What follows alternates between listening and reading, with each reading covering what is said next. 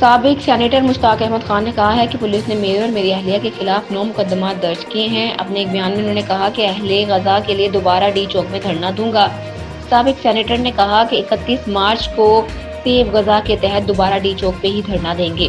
مشتاق احمد خان نے کہا کہ حکمرانوں نے اہل غزہ سے سہارا یکجہتی کو جرم بنا دیا ہے۔ کراچی حافظ نعیم الرحمان نے کہا ہے کہ کچے اور پکے دونوں میں ڈاکوؤں کا راج ہے۔ ڈاکو راج اصل میں حکومت میں بیٹھے ہوئے لوگوں کی وجہ سے ہے۔ شہر میں امن و امان کی صورتحال پر بات کرنا چاہتا ہوں۔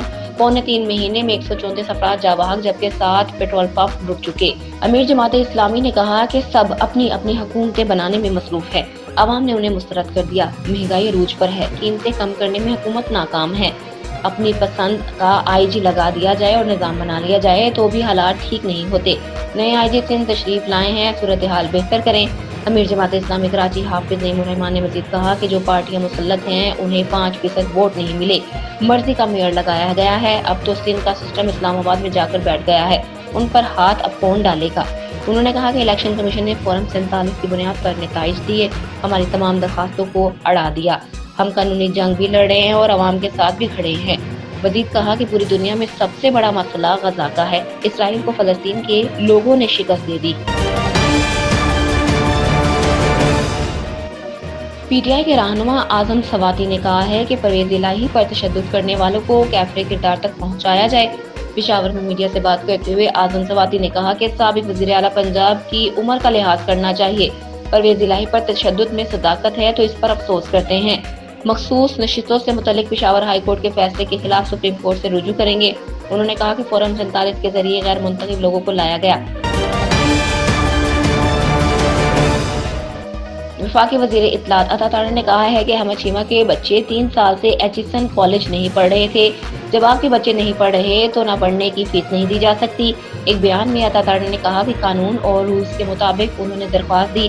درخواست میں کہا کہ میرے بچے وہاں نہیں پڑھ رہے ہیں۔ جب بچے پڑھ نہیں رہے تو فیس کس بات کی ادا کی جائے؟ اس کو غلط رنگ دیا جا رہا ہے۔ رپورٹ کا تفصیلی جائزہ لیں تو پتہ چلے ایسا نہیں کہ ان کے بچے پڑھ رہے تھے اور فیس معاف کی گئی۔ ان کے بچے اسلام آباد شفٹ ہو چکے تھے، وہاں اسکول میں پڑھ رہے تھے۔ عطا تارڑ کا کہنا ہے کہ جب 3 سال وہاں نہیں پڑھ رہے تو فیس ادا کرنے کا جواز نہیں۔ میں سمجھتا ہوں ان کا قانونی حق ہے کہ ان کی اہلیہ نے قانون کے مطابق درخواست دی۔ وفاقی وزیر تجارت جام کمال نے کہا ہے کہ IMF قرضہ دیتا ہے، امداد نہیں جسے واپس بھی کرنا ہوتا ہے۔ جام کمال نے مزار قائد پہ حاضری کے بعد یوٹیلیٹی سٹورز کا دورہ کیا اور مختلف اشیاء کی قیمتوں کا جائزہ لیا۔ ان مواقع پر میڈیا سے گفتگو میں انہوں نے کہا کہ IMF کے ساتھ باقی معاملات کو بھی دیکھنا ہے، گورننس کے سٹرکچر کو ٹھیک کرنا ہے۔ معیشت، بے روزگاری اور امن و امان ہماری ترجیحات میں سے ہیں۔ مہنگائی کو کنٹرول کرنے سے متعلق میکانزم بنائیں گے۔ سفید پوش طبقے کی سہولت کے لیے وفاقی حکومت نئے عمل تیار کرے گی۔ پاکستان اس وقت مشکل حالات سے گزر رہا ہے، معاشی اعشاریوں کو بلندی کی جانب لے کر جانا ہے۔ حکومت معاشی اصلاحات کے لیے تمام اہم اقدامات کرے گی۔ یوٹیلیٹی سٹور سے عوام کو فائدہ مل رہا ہے، ان کو مزید بہتر کرنے کے لیے اقدامات کریں گے۔